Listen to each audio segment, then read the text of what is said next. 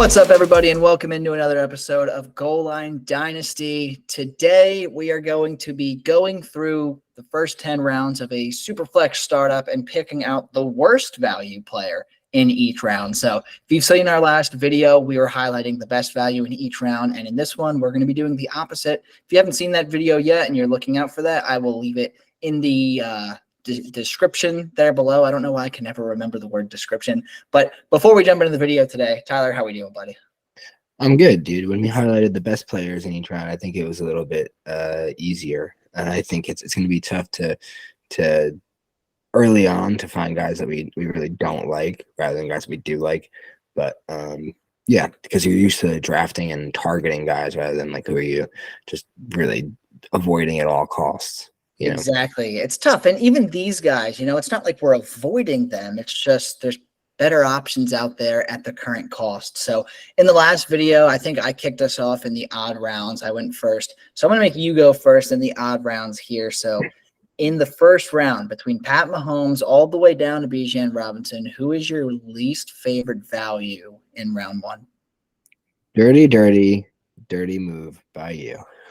But I'll go first, and I think I'll say Justin Fields, probably because I'd rather have Lamar Jackson and T-Law over him.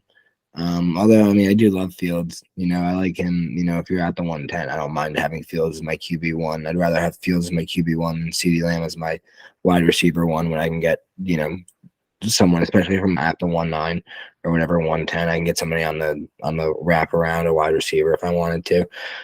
At value here, I'm going with Justin Fields being probably the worst. I don't want him over those two quarterbacks. Everything else I kind of think is fairly standard. I think Justin Jefferson's a little bit high at 3, but I think Justin Fields is the one that I'd least want to have out of those quarterbacks. It's funny that you bring these two guys up, Justin Fields and Justin Jefferson, because they were going to be the two that I was choosing between as well. I think in a nutshell, it's going to be Justin Fields for me. Completely agree with everything you said. Plus, dude, Fields has not been a good passer throughout his short career in the NFL. And if he can't put it together in 2023 with what they've given to him, he could be out in real life, right? He's a really good fantasy asset to have because of his rushing upside. But if he's not winning Chicago games, he's not going to be the Chicago starting quarterback. So it concerns me taking Justin Fields at 8 overall. I don't even know if I would take Justin Fields in the first round, to be completely honest with you. Top 15, top 16, absolutely. But top 12, I don't know. So Justin Fields is definitely my least favorite. And then Justin Jefferson, nothing wrong with taking him at number 3. Nothing wrong with it at all. It's just that you're passing up on Joe Burrow. You're passing up on Jalen Hurts, Trevor Lawrence. You're not going to have another pick until, if this is a snake draft, until 210. That's tough. It's really, really tough. So if you're going to take Justin Jefferson, you know what you're getting. You're getting pretty damn good value in a wide receiver, but you are going to be severely lacking in the quarterback department unless the board really goes your way. So I like that you call those two guys out because I definitely have concerns about the current draft spot for both of our favorite Justins there. But going into round 2, I'll start this one out. So we got Christian McCaffrey up at number 13, Dak Prescott down at 24. And my least favorite value here is this is going to be a controversial take. Actually, no, it's not. I'm not going to say who I originally was because it's going to be Kenny Walker. Kenny Walker at 19, I just can't do it. Zach Charbonnet is really going to dirty the waters there. And they brought in, what's his face? I think it was Kenny McIntosh, 7th round running back, gone to Seattle. And I think that was who it was. And whoever it was a kind of slated to be their 3rd round guy if he works his way up there because the guy is a good pass catcher, right?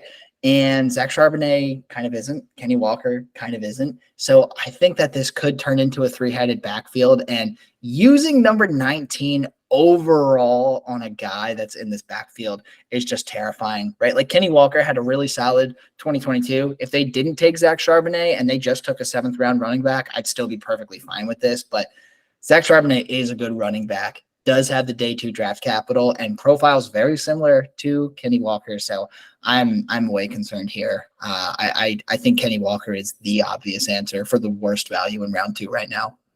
Yeah, it feels like it's kind of a cheat to say Kenny Walker because it's probably like not updated value. So I think another guy I'd probably avoid would be if I had to pick one. Again, this is a really strong round. If I had to pick one that I'd put at the bottom of the list, it would probably be Jalen Waddle. I would trade Jalen Waddle. I would trade Jonathan Taylor for Jalen Waddle. I would definitely take Jalen Waddle over JT. So I'm gonna say JT here because he's probably the bottom of these running backs other than Kenny Walker. I'm excluding Kenny Walker because that's a cheat code. As you can see, it's a tough decision, but I think JT is probably the one who has the most question marks with Anthony Richardson coming in there, probably vulturing, goal line touches and rushing yards and receiving yards from Jonathan Taylor. Even though he didn't really do that very much, I mean the very little bit that he did is probably going to go down in the future because Anthony Richardson's just going to run the ball. So I think JT is probably the one that I don't want to roster at this price. Well, it's funny you bring up Anthony Richardson because when I said I have a controversial take, that's who I was going to pick is Anthony Richardson. 21 overall for Anthony Richardson. It's either going to smash or you're going to look like an idiot looking back at this draft in 2 years. And again, man, like I don't know if I have what it takes to commit to Anthony Richardson in this case scenario, potentially being my QB1, right? Because yes, his ceiling could be what we have in Josh Allen, but his floor is the basement, right? Like he was widely regarded as a project coming into the 2023 NFL draft. Indianapolis, obviously, they think they have something with him to take him at number 4 overall. And I think he can be good, but I am concerned with exactly how quick that's going to happen and if they have the patience to do it. So we'll see what happens with him. I don't fault anyone for taking Anthony Richardson at 21 overall, but I think that he is just such a big risk, and swinging for the fences in round 2 of your startup is just not something that I typically love doing because I don't like losing out on my second round picks there. But moving on to round 3, Tyler, looking at this list, we got Tyreek Hill up at the top, Cooper Kupp down at the bottom. I think I just said the name that you're about to say, but who is your least favorite in round 3? Yeah, definitely Cooper Kupp. I think that he's got the most question marks of anyone here, although Travis Etienne would be definitely in contention, but just because of the age gap there, then I feel like I kind of have to go with Etienne over Cooper Kupp. But Cooper Kupp is the one that I definitely the least want. I'd much rather have Saquon, Austin Eckler. I feel like they're both safer. Gibbs, obviously we love. Diggs, I think, is safer. Wilson, Stroud, I think all these guys, Kelsey, even Tyreek. Yeah, there's no one on this list that I think Cooper Kupp, I've stood by that. He is my least favorite of those aging wide receivers, and I'm going to stand by it here and take Cooper Kupp. See, I still like Cooper Kupp. I think this is a fair spot to take him. I really don't have a least favorite person of this round. I think Cooper Kupp does deserve 3rd round draft capital, or at least maybe early 4th. So I do agree with you that Cooper Kupp is a little bit early here. If I'm picking one, it kind of breaks my heart to say this because I'm a massive Austin Eckler fan, but probably Austin Eckler. There's still trade rumors coming around, right? Like, dude, he demanded a trade from Los Angeles, and we just haven't heard anything about it since. So I don't really know what's going on there. I think he's going to be fine. I'm still taking Austin Eckler in the 3rd round, right? I don't think there's anything wrong with it. But if I have to choose my least favorite value, it's going to be Eckler because he's the only person when we're looking at this list in round 3 that we cannot say for sure where or what he'll be doing for the 2023 NFL season. So just kind of tread lightly with Austin Eckler. Plus, he's going to be 28 midway through this season. And typically you don't want to buy 28-year-old running backs this early on in your draft. So he's still going to be good. He's still going to have a tremendous year in 2023, no matter where he plays. But just because there is uncertainty, he's got my vote here in round 3. But we'll go ahead and move into round 4. So we got Chris Olave at the top of the list, Javonte Williams at the bottom. Tyler, I'm taking Javonte Williams here, and I'm not thinking twice. And I feel bad because I feel like this is kind of the cop-out obvious pick, but I don't know how people are still drafting Javonte Williams this high. I don't even know if I would be comfortable drafting him in round 5. And even round 6, it's a coin toss for me if I'm going to take him all the way there. Taking him at the end of round 4 is just irresponsible. He's coming off of an absolutely brutal injury. Like, he didn't just tear his ACL. He tore like 3 different things in his leg, and apparently it really wasn't good. He's got still a long recovery time ahead of him, and not a single person in Denver has been able to commit to him being ready for the start of the season, let alone, even 5 or 6 weeks into the season. So too many question marks here. He's talented as all hell, and I want Javonte to succeed. I really do. But I'm not investing in a 23-year-old running back who does not have any sort of ACL left in his body. Yeah, it obviously was a brutal injury, and I was thinking this too. I mean, this is a tier that we talked about during our favorites video that I really loved. I think Javonte is my least favorite of those running backs. I'd much rather Josh Jacobs and Najee than Javonte, and I like all the receivers in this tier. I love the tight ends, so and love the value of Tua too. At this point, I think he's fairly undervalued. So I think Javonte is the only one that I don't love in this tier.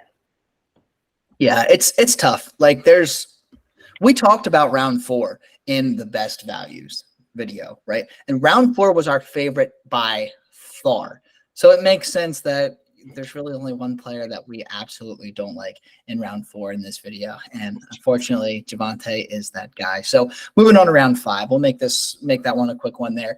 Ramondre Stevenson at the top of the list. Jameson Williams down at number 60 overall there. Tyler, who are you choosing? I think Derrick Henry.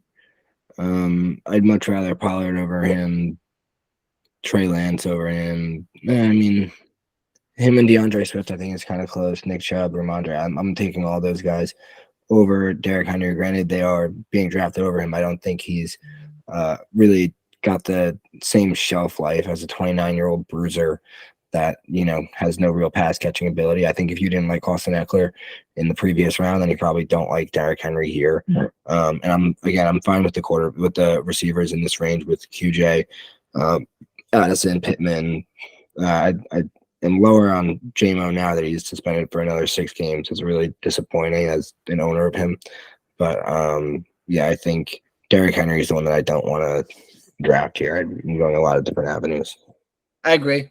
Completely agree. Derrick Henry was going to be my pick. I'll choose someone else just for the sake of having something else to talk about. But Derrick Henry, 29 years old, right? Bruiser back, and he got hurt last year at some point.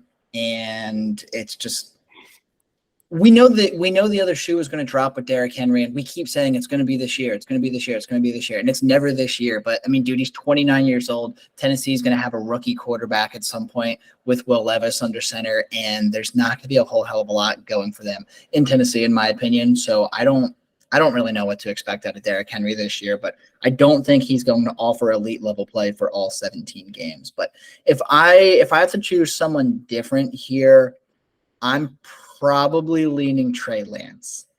And it's weird, right? Because Trey Lance, if he does start and you're getting him in round 5, it's pretty good value because he has a ton of upside.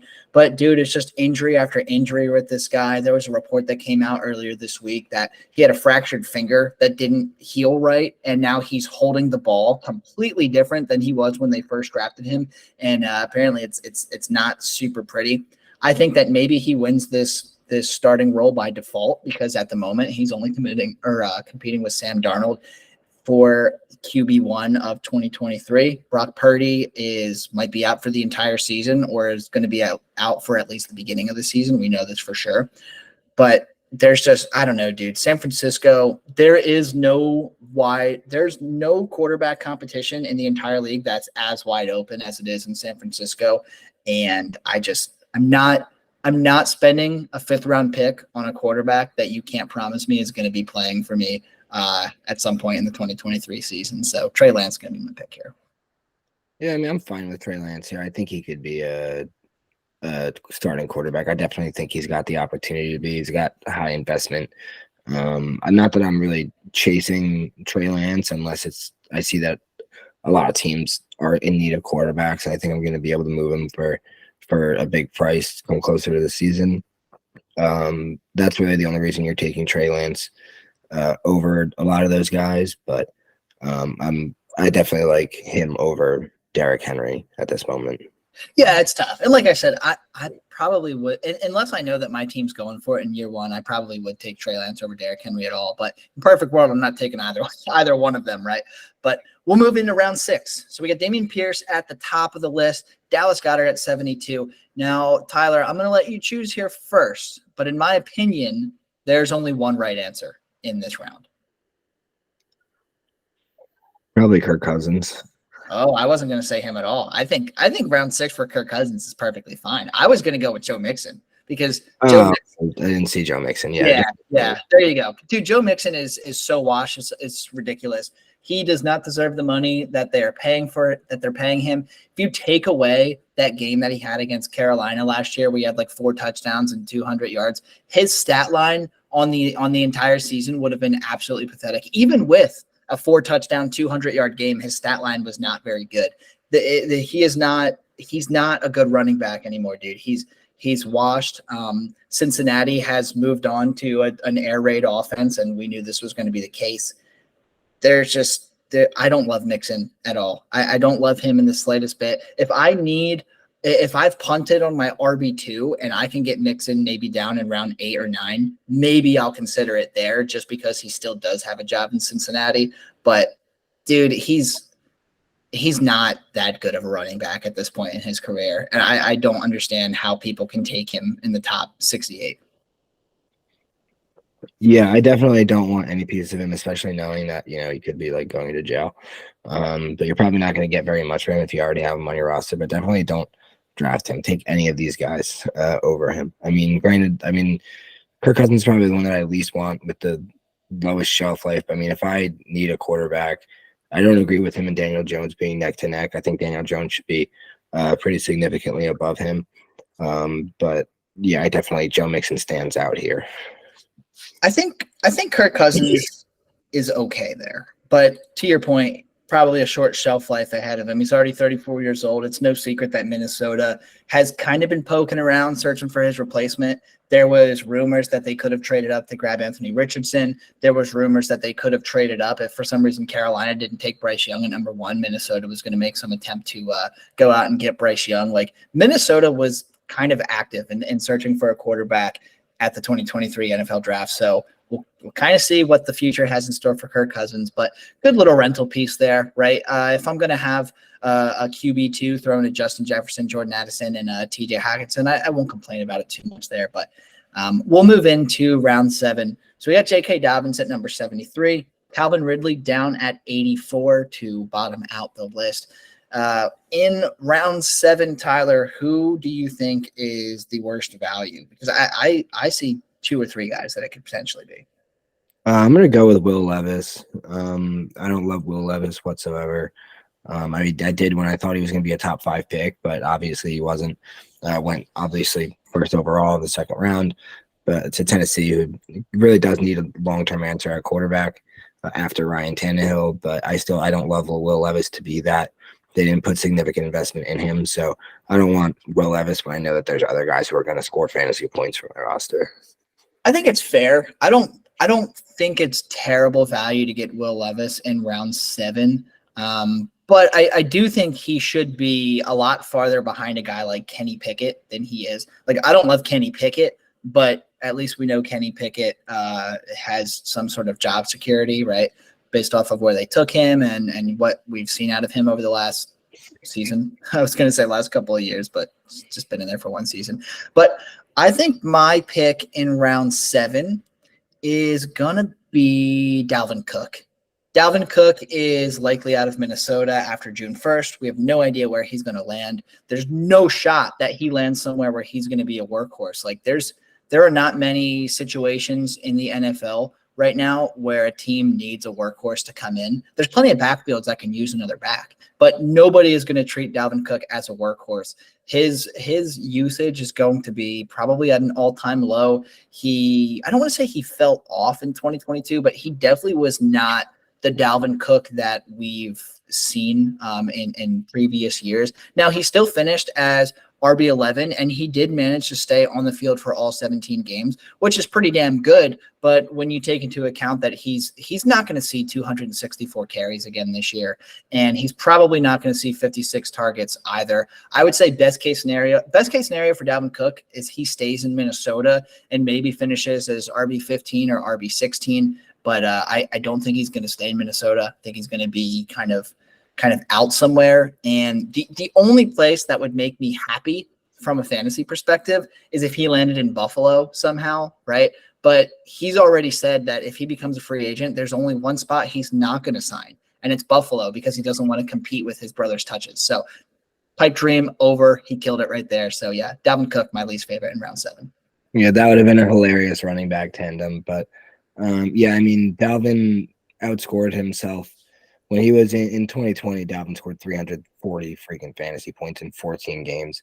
And this year he only scored 240 in 17 games. So, I mean, he's definitely had a significant fall off. And like you said, nobody's going to give him those 20 touches that he got, this year, every single game. So I don't love Dalvin Cook, but I mean, if I'm taking a swing, if I can get him for the price of like a 3rd round pick or a late 2nd, I might do that. Yeah, it's not bad if you're contending, right? But at round 7, I don't think I'd be able to pull the trigger there. But we'll go into round 8. And we're at the point in the draft where it's like you're down into round 8. How could you possibly hate everyone in the current draft room, right? Like at this point, you're looking for those late round value guys. You're not staying away from anyone at certain values because you're in round 8, right? Like at this point, you're not going to have a pick that's going to be considered a wasted pick, right? But if I'm looking at this list, round 8, I don't want to cop out and say Alvin Kamara because I just picked Dalvin Cook. I just picked Joe Mixon. I don't need to keep picking the aging running backs, but I will bring it up. I'm not touching Alvin Kamara in round 8. There's no shot, especially since he could be going to jail, right? We don't know what's going on with him and how that court date's going to shake out. But if I have to choose someone else on this list, it's going to be Isaiah Pacheco. Isaiah Pacheco is awesome. I love watching him play. I actually graduated from the same high school as he did. Granted, I graduated like 3 or 4 years ahead of him. I didn't know him personally, but Isaiah Pacheco, fellow Vineland guy, pretty cool. So I got to root for him, but I don't want him on my fantasy team. He is an absolute angry runner. He's, like I said, a ton of fun to root for, and he's a great asset for the Kansas City Chiefs. But that's it. He's a better real life player than he is fantasy player. He's never going to have this big workload. He's never going to be a really good pass catcher. He's never going to offer legitimate, top 15 to maybe even top 20 RB upside. He's going to have a spike week occasionally here and there. I can definitely see him sneaking in 2 or 3 times to the end zone, once or twice this season. But for the most part, you're really not getting a ton more than just a depth running back or bye week filler in Isaiah Pacheco. Yeah, I think, though, that he's probably going to be more useful this year than Dalton Kincaid. So I think just to go with a differing opinion, obviously we're going to avoid Alvin Kamara for obvious reasons. Well, I'll go Dalton Kincaid just because we know that rookie tight ends really don't produce all that well, and it's tough for them to increase their value early on, even when they do historic things. Like we've seen other tight ends, like they fall off in value after they're drafted almost all the time because people realize like, oh, it's tough to learn how to both block and learn the route tree from the tight end position in the NFL when it's a big adjustment, So I think Dalton Kincaid, even though he's in a great spot with Josh Allen, I think he's going to be the one that I can buy later when all these guys are producing. I love that you make that call out because any rookie tight end, you don't need to take in a startup because they're going to lose value by the end of the season because people get impatient. To your point, tight ends take 2, maybe even 3 years to actually develop and to have decent assets in the National Football League. It is, players say it all the time. There's no more difficult position to transition from college to the NFL than the tight end position. And it is a big learning process. So I like that call there. If you really want Dalton Kincaid, just wait a year, get him for a little bit cheaper later on. Moving into round 9, though. So we got Deontay Johnson at the top of this list, Mike Evans at the bottom. Tyler, looking here, like I said, at this point, it's not any value that we're extremely hating on, but there's got to be someone on this list that you like less than the others. I think everybody on this list is more valuable to my roster than Tyler Algier. I think he's the one who stands out as he is only valuable when Bijan Robinson is hurt. He is only going to be able to be started, and he's only valuable to the Bijan Robinson owner. So I think that with that draft capital that Bijan got, we were expecting, I didn't necessarily expect him to go to the Falcons. But where there is smoke, there is fire. So I'm gonna really, really cut Tyler Algier out of my roster here. Yeah, no disagreement from me. If I have Bijan Robinson, I'm not taking my handcuff in round 9. That's stupid. I think Tyler Algier is going to continue to fall. I don't think he'll fall much farther than this in terms of ADP because, think about it. Dalvin Cook to Alexander Madison is like Bijan Robinson to Tyler Algier. Tyler Algier is arguably the best handcuff running back you can possibly have right now. He had 1,000 yards as a day 3 rookie running back.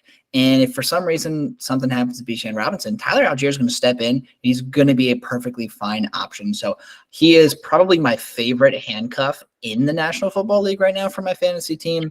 But I'm not taking him in round 9. So I completely agree with you there.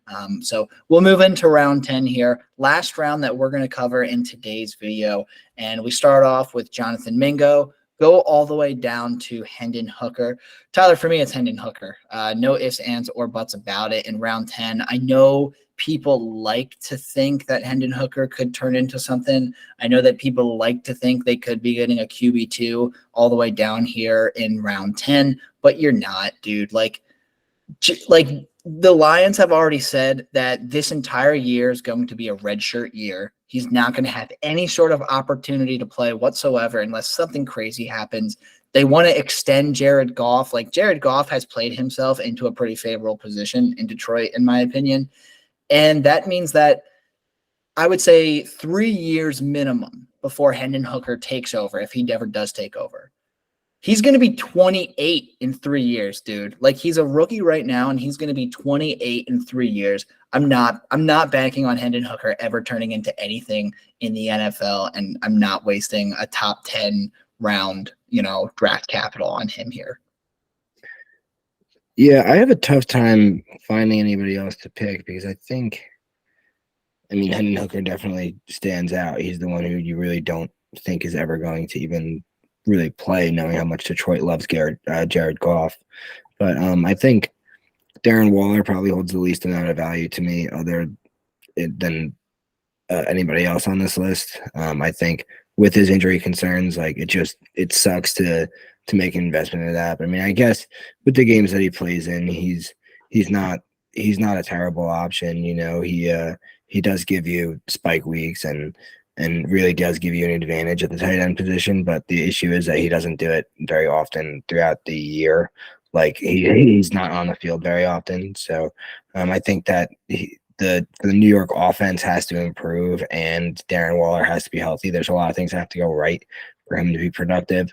Whereas I see a lot of other routes to go here than Darren Waller. He's probably the one that I don't draft at all. Yeah, I agree. With Darren Waller, you're going for the name value, right? Looking the last 2 years, he's been hurt. 9 games last year, 11 games the year before that, 31 overall in PPR in 2022, 17 overall in PPR in 2021. Granted, he did have back-to-back top 3 finishes in 2019 and 2020, but even before that, he never really did anything, right? He was literally a 5th-year breakout. and put together 2 solid years and hasn't really done much since then. So I think you're going more for name value than anything. And like I was saying, I think it was actually in the last video. It wasn't in this video, but the New York Giants have added like a billion receivers this year, and there's going to be just nothing but target competition. I know Darren Waller is probably going to be one of the favorites in the red zone, but you can't forget about Daniel Bellinger. Daniel Bellinger was actually a pretty solid rookie performer at the tight end position for the New York Giants last year. So I don't think Darren Waller is going to have this massive impact like people do. I think he's going to be great for the Giants in real life, but for my fantasy team, he's just going to be just like any other average tight end that I could plug and play in 2023. So I do agree with that call. But so that's going to do it for us here on our, I don't want to call it a fades video, but our least favorite value of rounds 1 through 10 in Superflex startups right now. Some rounds are definitely a lot harder than others to find guys that you wouldn't draft. And just because we're not drafting them in this round doesn't necessarily mean that we're avoiding this player at all costs. It just means that we're avoiding the player at the current cost, right? So big difference there. Don't take it out of context and think that, oh, hey, I didn't take Austin Eckler at pick 30. I'm not taking Austin Eckler ever. Like, no, it's just a little bit too early for my likings there. But yeah, Tyler, you got any closing remarks for the viewers out there? Yeah, interesting time here. Wish we did this before I did my draft, my most recent one. So trying to limit the amount of startups that I'm doing each year. I'm trying to limit myself to 2 per year just because I have a lot of fun drafting, but it's getting a little bit expensive. So when it comes to that, yeah, just like, comment, subscribe. Tell us why you like these guys that we didn't really want any part of at current costs. And yeah, appreciate you guys listening. Yeah, dude, you got to be careful with how many leagues you join. Granted, it was a combination of dynasty, keeper, and redrafts, but I think it was 2 or 3 years ago. I was in like 17 or 18 different leagues. And dude, as much as I love fantasy football, that was just entirely too much. Like I'm down to 4 dynasty leagues, 2 keeper leagues, and like 2 redraft leagues. And that's more than enough for me. I don't think I would be able to successfully give my time commitment to more than 4 dynasty teams. So just be careful, buddy. Don't stretch yourself too thin out there. Yeah, I know. I'm getting into like bigger money ones too, which is bad. I'm turning into an addict. It's like big time, but it's okay. It is what it is. We have fun. Well, as long as you never leave the league that we're in together, we're not going to have any problems. But that's turned into a small money league at this point. Yeah, and it's. I mean, I would like it to be a bit more, but not saying any names in our league, but I think some people would keep us away from that. Anyway, thanks for tuning in on Goal Line Dynasty today, and we will see you next time.